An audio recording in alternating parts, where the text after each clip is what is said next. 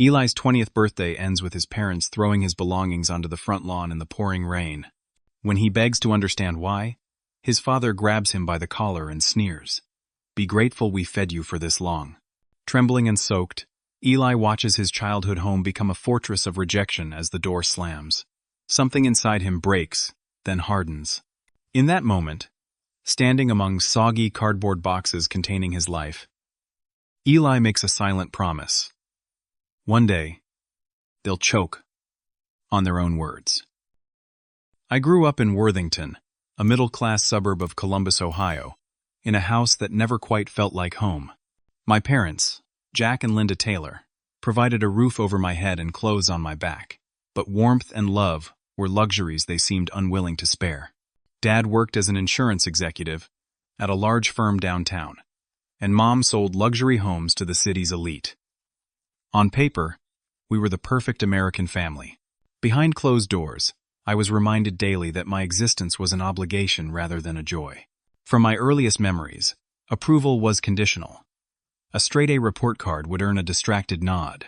Winning the state science fair in 8th grade warranted a quick, good job before they returned to their phones. I learned to seek validation in achievements, believing if I just accomplished enough, they might finally see me as worthy of their love. High school became my battlefield for recognition. I joined every club that might impress them: debate team, student government, volunteer organizations. I studied until my eyes burned, determined to be valedictorian.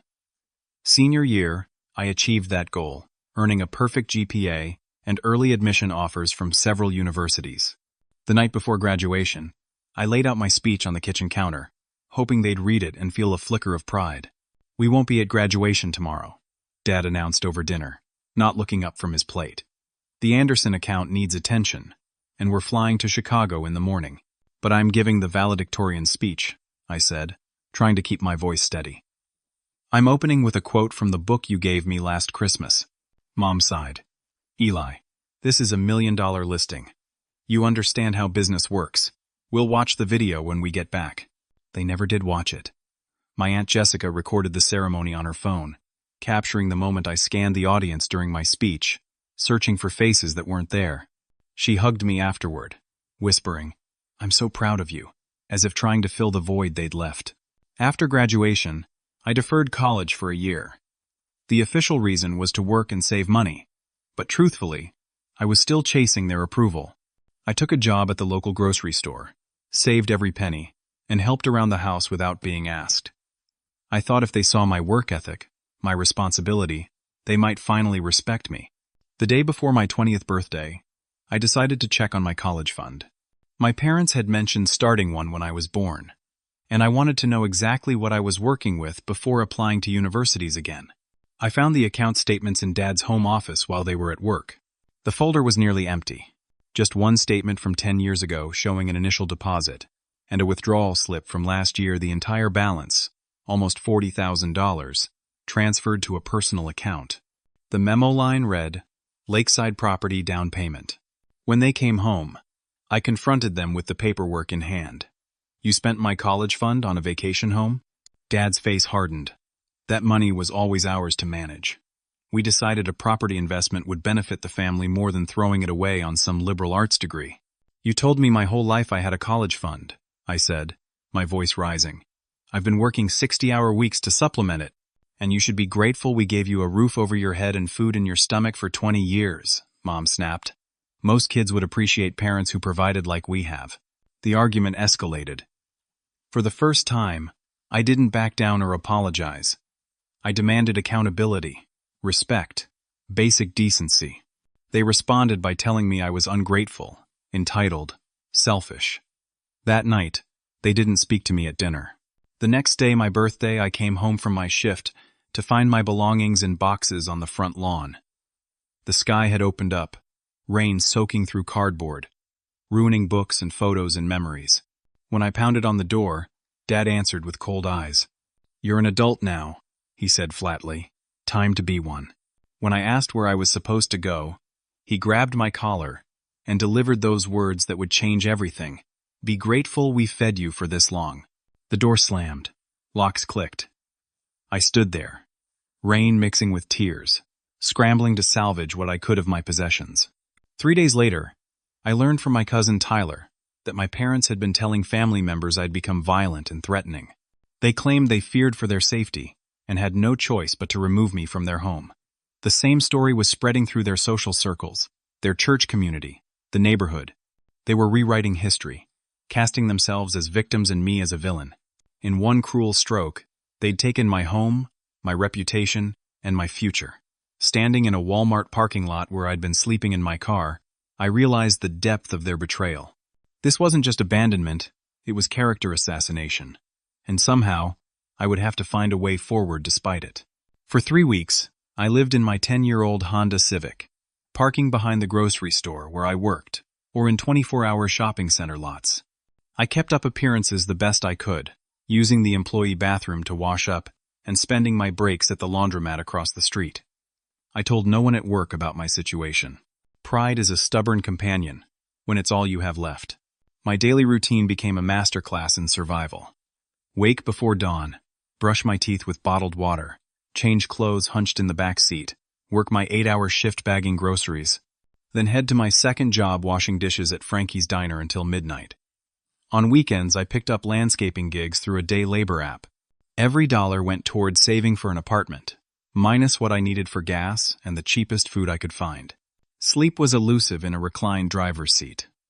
The first week, I jolted awake whenever headlights swept across my windows, afraid it was security asking me to move. By the third week, exhaustion won out. I could sleep through anything: car alarms, thunderstorms, the bone-deep cold that settled in around 4 in the morning. One Tuesday afternoon, I was stocking shelves when I heard a familiar voice. "Eli, is that you?"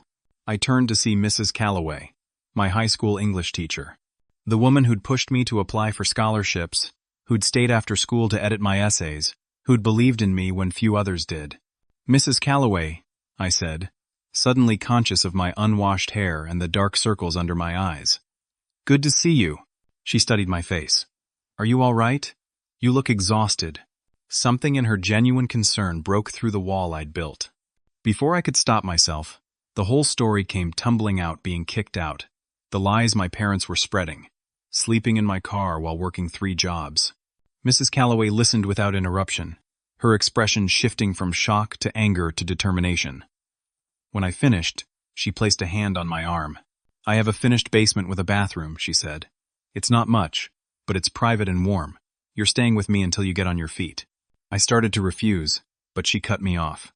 "This isn't charity, Eli. It's what decent people do for each other." That night, I slept on a pull-out couch in Mrs. Calloway's basement. The simple luxury of a hot shower and clean sheets nearly undid me. I lay awake for hours, overwhelmed by her kindness and my own unexpected emotions. Relief battled with shame. Gratitude wrestled with anger. But mostly, I felt seen in a way my parents had never bothered to see me. Over the next few weeks, I maintained my punishing work schedule. Mrs. Calloway refused to take rent money, so I contributed by fixing things around her house: a leaky faucet, a stubborn garbage disposal, the wobbly porch railing. We fell into an easy rhythm, having coffee together before I left for work, occasionally sharing dinner when our schedules aligned. 1 month after moving in, I tried to reconcile with my parents. I called from Mrs. Calloway's landline, rehearsing what I'd say. The phone rang 6 times before my mother answered. "Hello? Mom, it's me." Silence then. "What do you want, Eli?" "I thought we could talk. Maybe meet for coffee and—" "Your father and I have nothing to say to you. Don't call here again." The line went dead. 2 days later, my cousin told me they were telling relatives I'd stolen cash and jewelry before leaving. The narrative was evolving, painting me as not just violent, but a thief as well. Their sabotage wasn't limited to family gossip.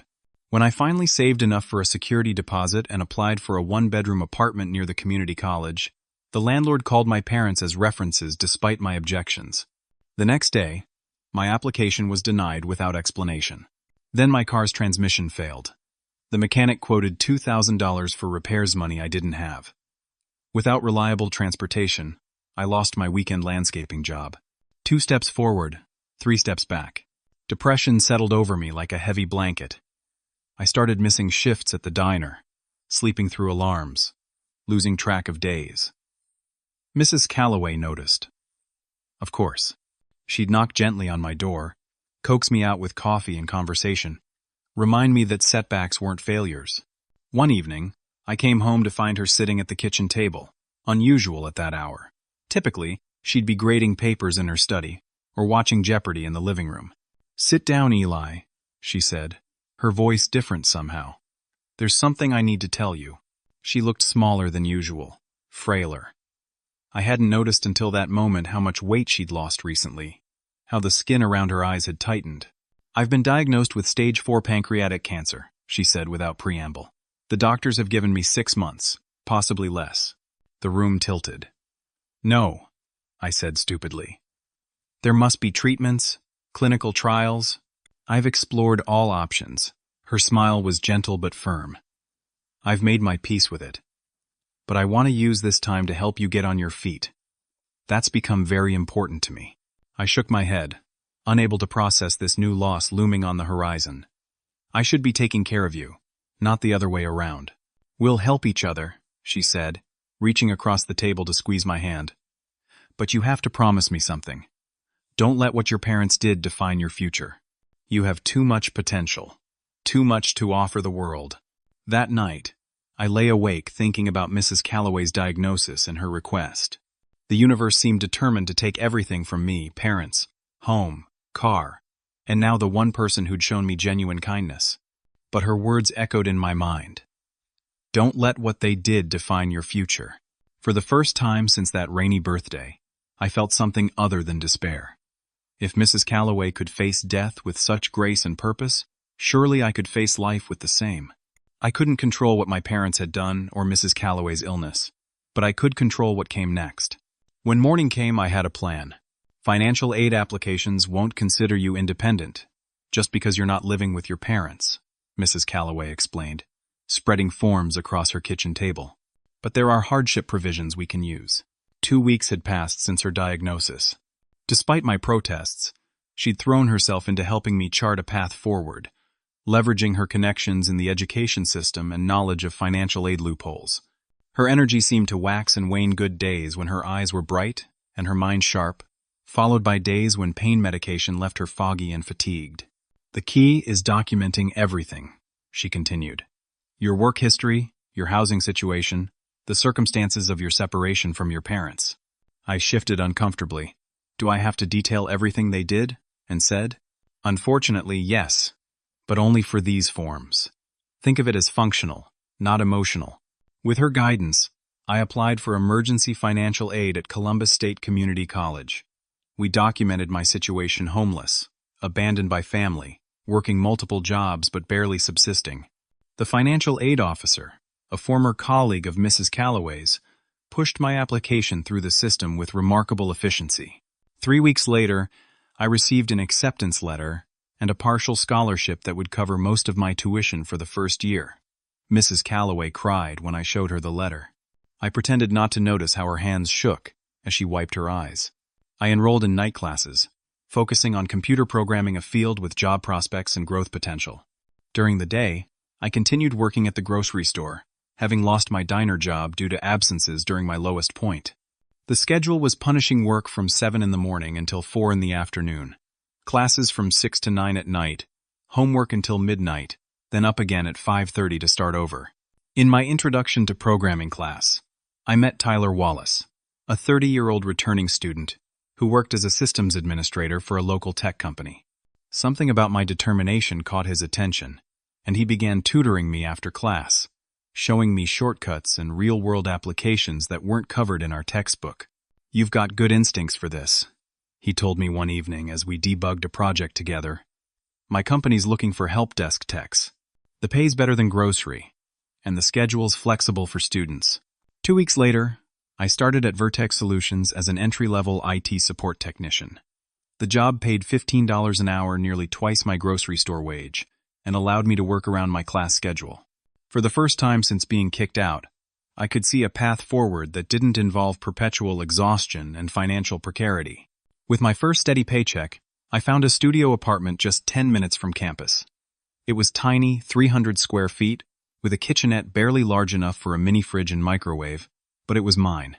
The day I signed the lease, I brought Mrs. Calloway to see it.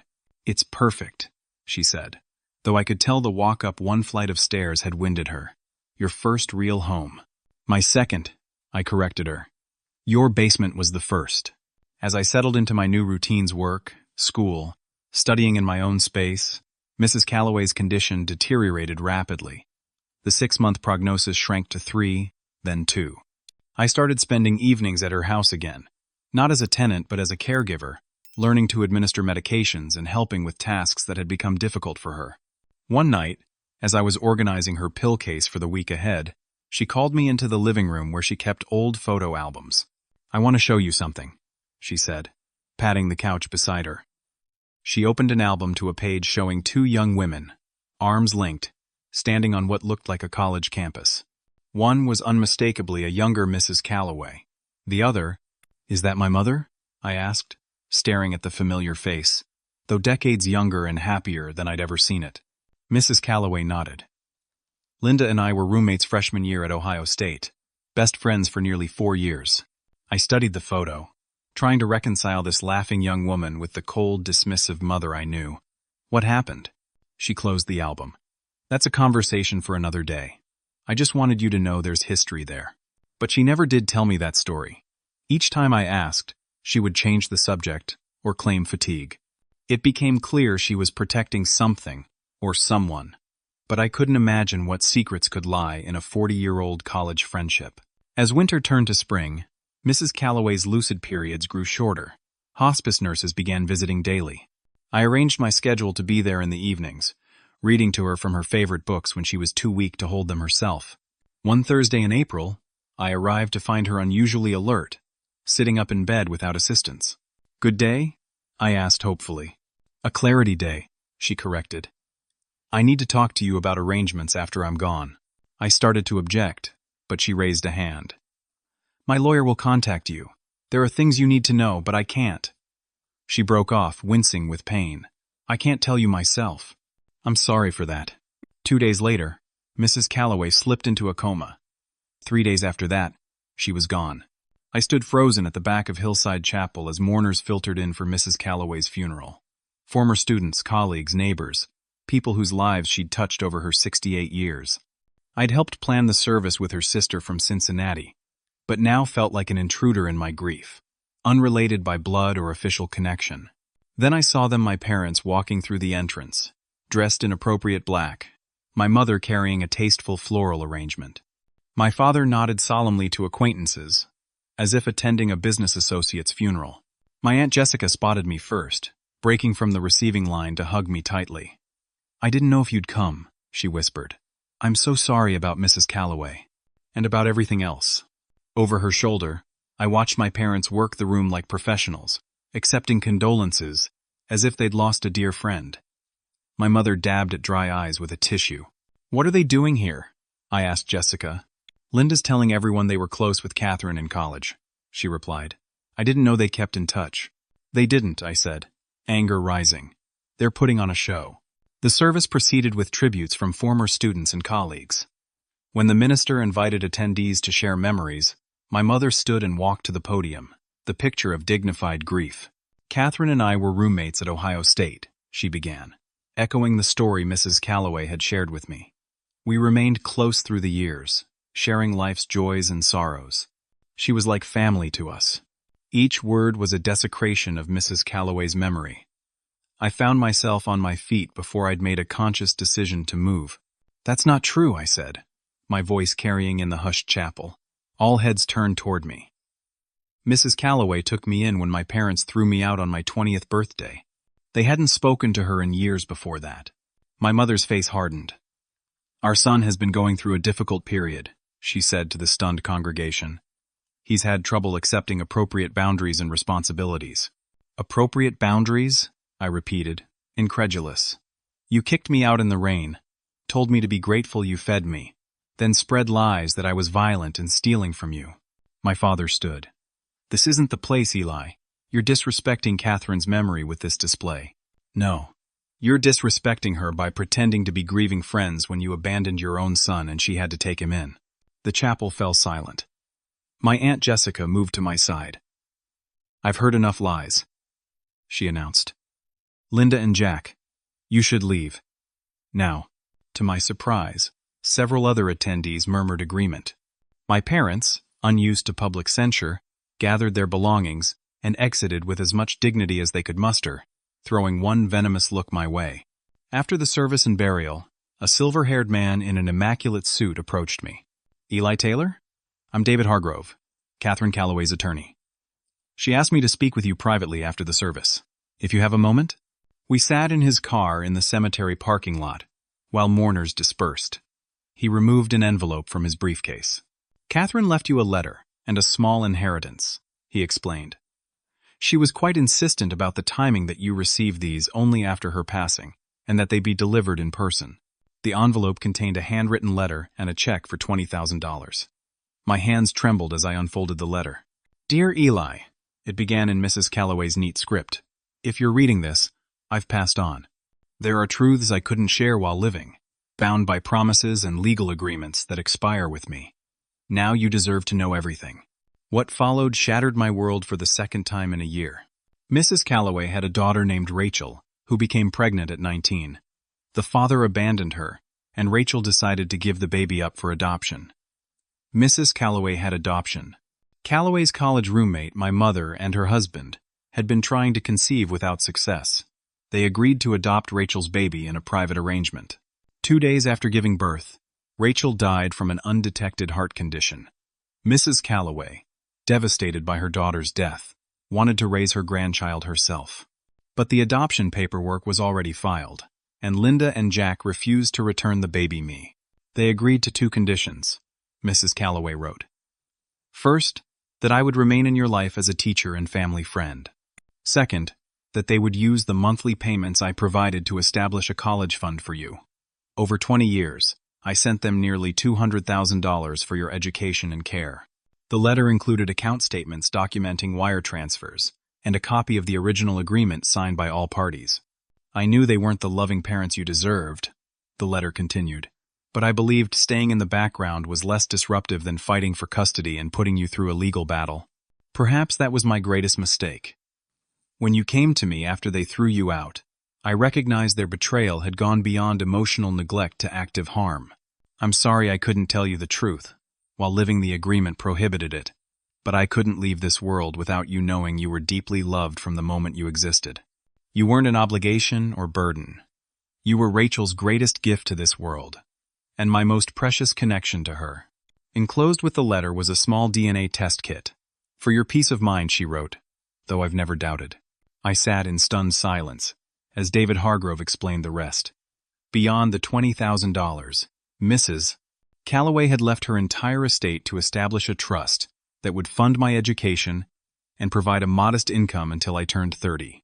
She'd also left journals documenting her observations of my childhood, the milestones she witnessed from a distance, the concerns about my parents' emotional neglect, the times she tried to intervene.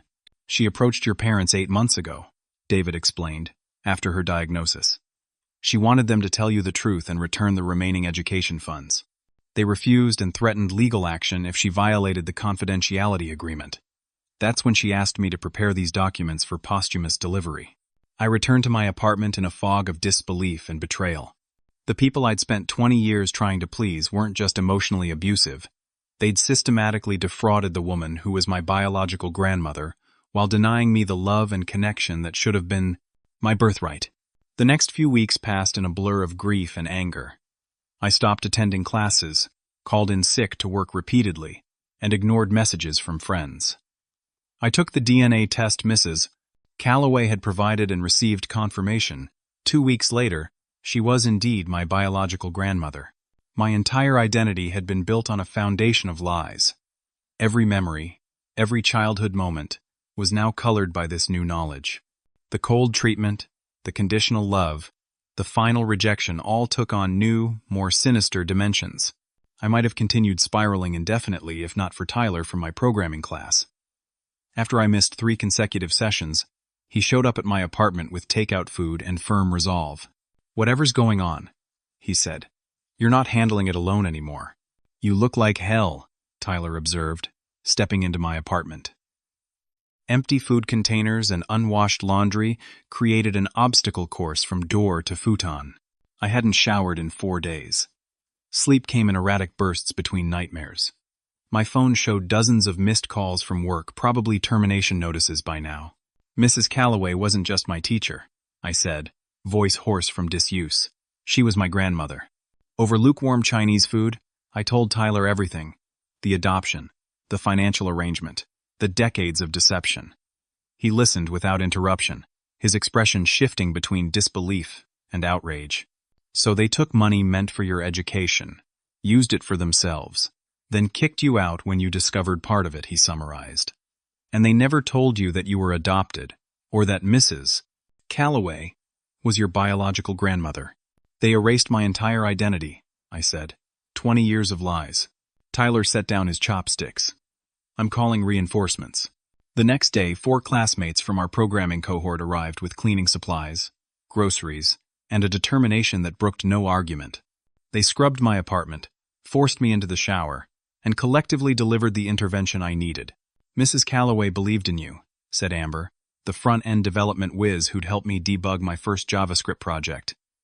You really want to throw away everything she set up for you? What's the alternative? I asked. Pretend none of this happened? Go back to classes like my entire life wasn't a fabrication? Marcus, a former military programmer who'd returned to school for formal credentials, fixed me with a steady gaze. My unit had a saying, the best revenge is living well. You want to get back at your parents? Succeed despite them. For 3 hours, my classmates alternated between tough love and practical planning. By evening, I had a recovery schedule mapped out. Meetings with professors to explain my absence, a doctor's note for work citing mental health leave, a study plan to catch up on missed material. 1 day at a time, Tyler said as they left. Just focus on the next right step. That night, I reread Mrs. Calloway's letter, this time focusing not on the betrayal but on the love it contained. She had watched over me from a distance, found ways to be in my life despite the restrictions, and ultimately provided for my future when her own was ending. The truth had been painful, but it was also a gift, knowing I had been wanted, had been loved, from the beginning. The next morning, I called my supervisor at Vertex Solutions and explained that I'd experienced a family death and personal crisis. To my surprise, they offered bereavement leave rather than termination, with the condition that I make up training hours upon return. My professors were similarly understanding, providing extensions and additional resources. Slowly, methodically, I rebuilt my routine. Work, classes, study groups. Each completed task, each small victory, helped ground me in the present rather than the past. 3 weeks after hitting rock bottom, I felt stable enough to consider next steps regarding my parents. The logical move was legal action. They had defrauded Mrs.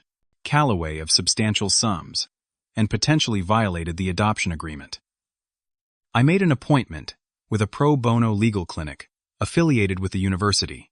The attorney, a gray-haired woman named Judith Solomon, reviewed Mrs. Calloway's documentation with a furrowed brow. There are potential claims here, she said cautiously. Fraud, breach of contract, possibly conversion of funds intended for your benefit. But proving these after so many years would be challenging, especially with Mrs. Calloway unavailable to testify. What would you recommend? I asked. Gather more evidence before proceeding. Bank records showing the diverted funds, communications referring to the agreement, witnesses to their acknowledgement of the arrangement. That evening, I drove to my parents' neighborhood with no clear plan, beyond perhaps photographing their new lakeside property purchased with my education money. As I approached their house, I noticed several cars in the driveway more than usual for a Wednesday night. I parked down the street and walked closer, staying in the shadows. The front curtains were open, revealing what appeared to be a dinner party in progress. 8 or 10 people sat around the dining room table, glasses raised in a toast. Something compelled me to circle around back. The kitchen window was cracked open despite the air conditioning running my father's perpetual complaint about energy bills apparently forgotten in the presence of company. Voices drifted clearly through the opening. To Catherine, my father was saying, "May she rest in peace," and to our good fortune in finally being free of obligations. Laughter followed, Then my mother's voice. 20 years of payments, and listening to her opinions about how we should raise him. Thank God that's over. Did the kid ever find out about the arrangement? Asked a male voice I didn't recognize. Not from us, my father replied. Catherine wanted to tell him many times, but our agreement was ironclad. No contact after 18 unless we approved, which of course we didn't. Smart move, the unknown man commented. Those monthly checks were quite the college fund supplement. My mother laughed. College fund? We put a down payment on the lake house with it. Best return on investment we've made. Speaking of returns, my father continued. We're listing the lake property next month. The market's hot, and with Catherine gone, there's no reason to stay in Ohio. We're thinking Florida, or maybe Arizona. I stood frozen, phone in hand, having instinctively begun recording their conversation. They weren't just unrepentant, they were celebrating their deception as a clever financial strategy. And now they plan to sell the property purchased with my education money and leave the state, potentially putting any assets beyond reach if I pursued legal action. I walked back to my car in a daze, the recording still running in my pocket. This wasn't just about the money anymore, or even the lies. It was about justice not just for me, but for Mrs. Calloway, whose dying wish had been for me to know the truth and receive the education she'd tried to provide. The next morning, I returned to Attorney Solomon with the recording and a new sense of purpose. This changes things, she said after listening. It establishes ongoing knowledge and intent. But if they're planning to leave the state and liquidate assets, we need to move quickly. What's the next step? I asked. We need more documentation and potential witnesses. And frankly, you need to decide what outcome you're seeking. Financial restitution? Public acknowledgement? Criminal charges? I considered her question carefully. I want the truth to come out, I said finally. I want them to face consequences for what they did to Mrs. Calloway and to me. And I want to create something positive from all this. Something that would honor her. Solomon nodded.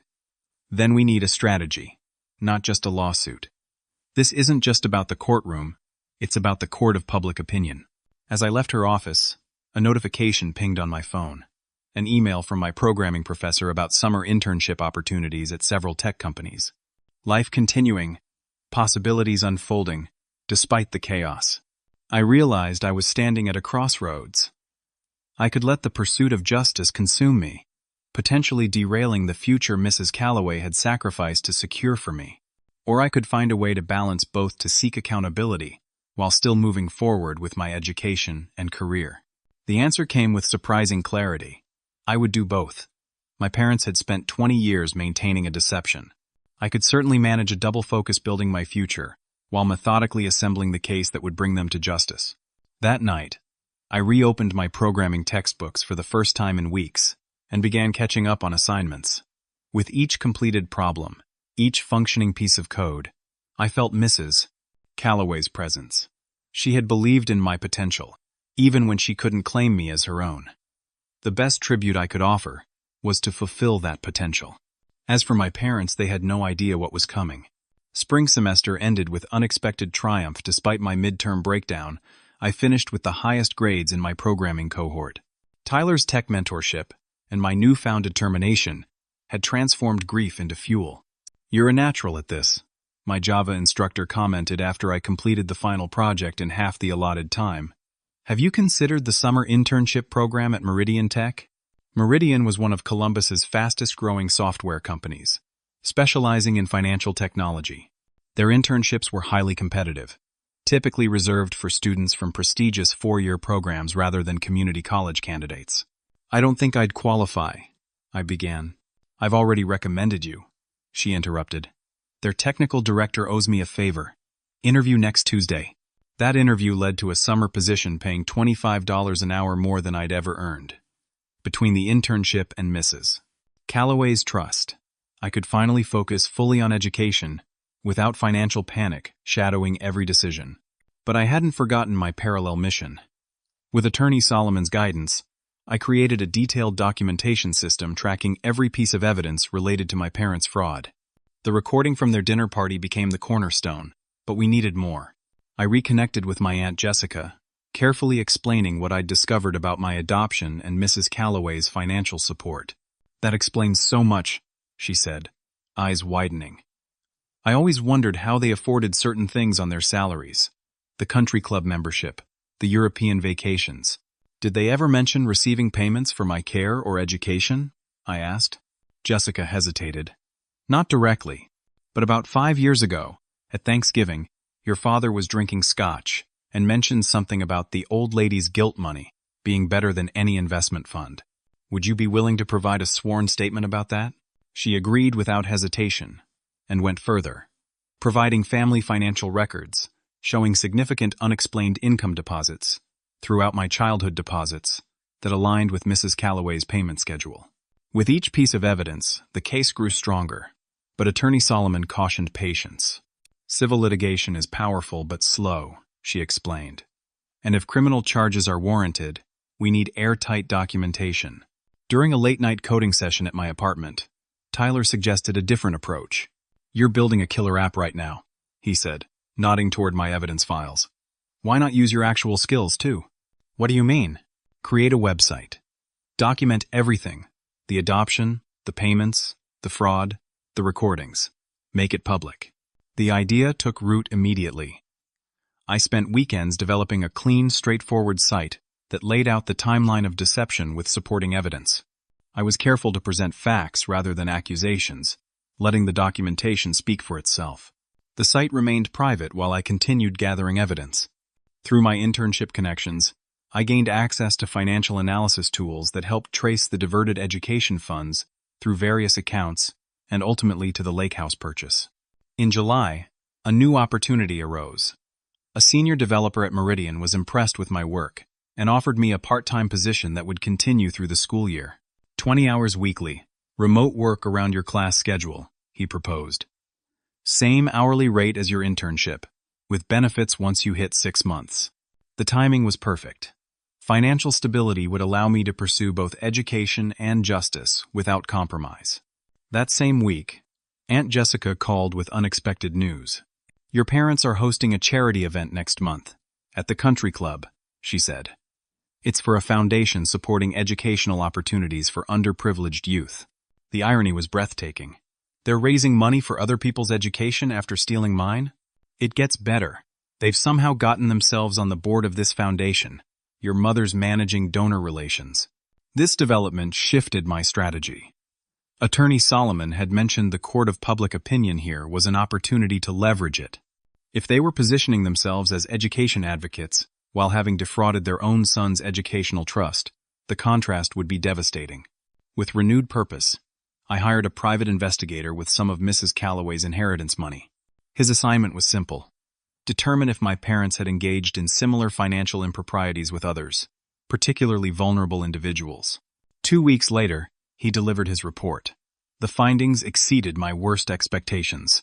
My father's insurance work had involved selling policies to elderly clients, policies with complex terms that often resulted in claim denials.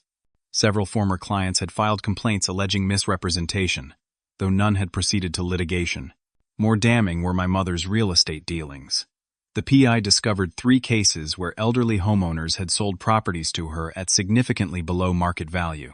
In each case, the sellers were friends or acquaintances of Mrs. Calloway connections my mother had maintained specifically to exploit. Most shocking was evidence that they had approached several of Mrs. Calloway's friends after her cancer diagnosis, offering investment opportunities that the PI identified as potential Ponzi schemes targeting the elderly. This isn't just about you anymore, Attorney Solomon said when I shared the report. This is a pattern of predatory behavior targeting vulnerable people, particularly those connected to Mrs. Calloway. We decided on a multi-pronged approach.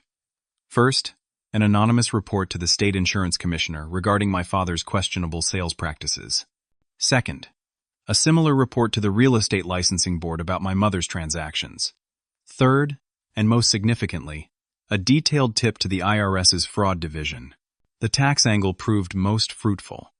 Mrs. Calloway's payments had been personal gifts to support a grandchild taxable income that my parents had never reported. 20 years of tax evasion on substantial sums caught the IRS's immediate attention. By September, as I began my second semester of programming studies, the pieces were falling into place.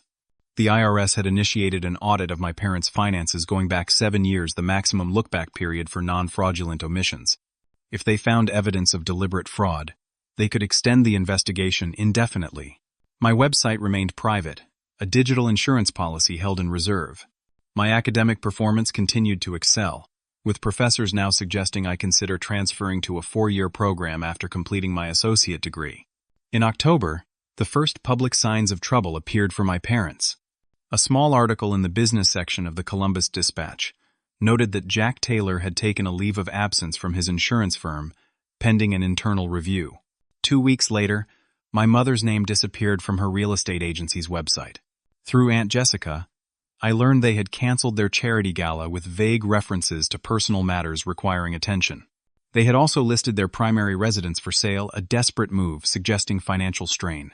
The night I received my first ever professional bonus from Meridian, $5,000 for completing a challenging project ahead of schedule, I made a decision that would honor Mrs. Calloway's memory in the most fitting way possible. I established the Catherine Calloway Foundation for Educational Access, a nonprofit that would provide emergency grants and support services to students who had aged out of foster care or experienced family abandonment. The foundation's first donation was my entire bonus. As I completed the paperwork, I thought about how neatly the circle was closing. My parents had stolen educational funds meant for me. Now I was creating educational opportunities for others in similar situations. They had rejected and abandoned me. I was building a support system for the rejected and abandoned. In November, exactly 1 year after my 20th birthday, and the night I was thrown out in the rain, I received a call from Attorney Solomon. "The IRS has frozen your parents' assets pending a full fraud investigation," she reported, including the lake house. "And the State Attorney General's office has opened an elder fraud investigation based on the evidence we provided." "What happens next?" I asked. "They'll be offered a chance to settle the tax issues, which will likely bankrupt them or face criminal charges. Either way, their reputation is finished."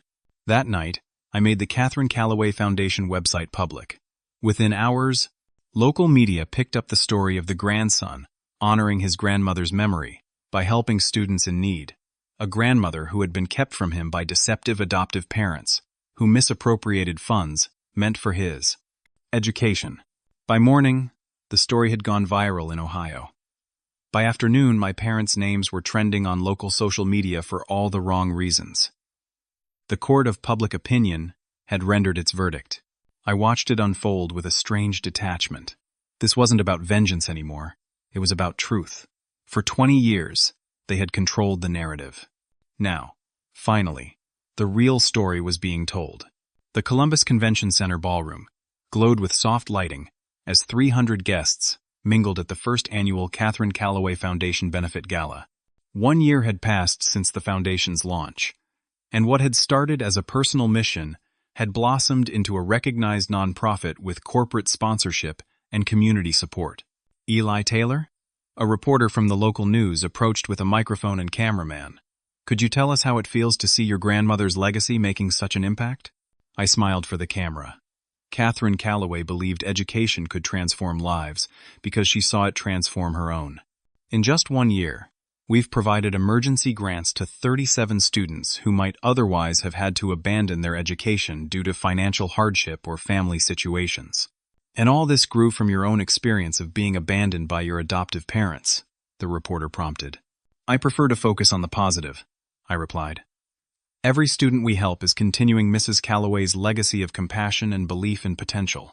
The foundation had become my second career, alongside my programming work at Meridian, where I'd been promoted to junior developer after completing my associate degree. I was now pursuing a bachelor's in computer science through night classes, fully funded by Mrs. Calloway's trust. The gala represented a culmination of sorts, the foundation's successful first year, my own professional stability, and the final resolution of my parents' legal troubles. 3 months earlier, they had accepted a plea deal on multiple fraud charges, receiving suspended sentences conditional on full financial restitution to Mrs. Calloway's estate and the other victims. Their professional licenses had been permanently revoked. The lake house and their primary residence had been sold to cover tax penalties and restitution. According to Aunt Jessica, they were living in a small apartment in Cleveland, where my father had found work as an office manager at a fraction of his former salary. As I moved through the ballroom greeting donors and scholarship recipients, I spotted two unexpected figures near the entrance. My parents, dressed formally but noticeably less expensive than their former wardrobe. My mother clutched a small purse with white knuckles. My father surveyed the room with a mixture of defiance and discomfort. Aunt Jessica materialized at my side. "They weren't invited," she whispered. "I can have security remove them." I shook my head. "Let's see what they want." I approached them with measured steps, conscious of curious eyes tracking the interaction. Up close, they looked older, diminished. My father's confident posture had collapsed into something hunched and defensive. My mother's carefully maintained appearance showed signs of strain roots, showing in her hair, makeup less precise than her former standard. "Eli," my father said, extending his hand, as if this were a business meeting. "Congratulations on the foundation's success." I didn't take his hand. "Why are you here?" We thought my mother began, then glanced around at nearby guests, who were making little effort to hide their interest in our conversation. We thought it was time to reconnect. To apologize.